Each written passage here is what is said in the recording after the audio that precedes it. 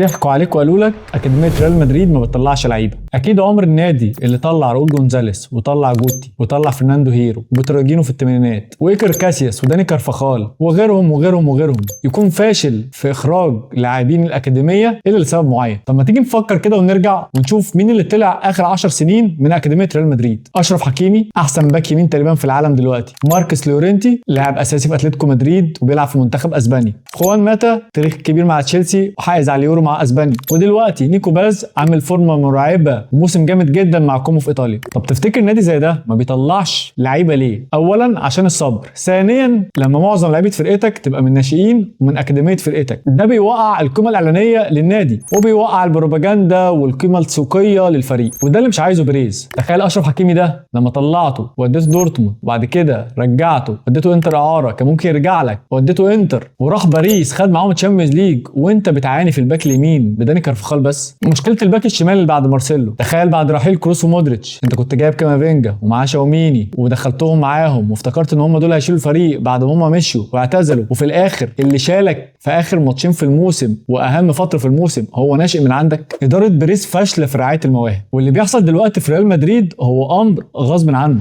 يعني من غير اصابات ومع قائمه الفريق كامله عمرك ما كنت هتشوف تياجو بيتاريش، عمرك ما كنت هتشوف بلاسيوس، عمرك ما كنت هتشوف مانويل انخيل. والمفروض يجي مدير رياضي لفريق كوره في ريال مدريد يغير بقى النهج والاسلوب ده تماما، وبدل ما تطلع لعيبه وتلففها واعارات ويلعبوا يا ما يلعبوش ويرجعوا لك وتمشيهم، ما ترعى المواهب دي جوه فرقتك زي ما جبت فالفيردي وهو صغير ولعب في لا فابريكا وطلعته بعد كده للفريق الاول واديت له فرصته وخليته يشارك وبقى كابتن فريق ريال مدريد. ملف الكوره في ريال مدريد محتاج يتفور، محتاج يتغير، محتاج بيريز يشيل ايده عنه.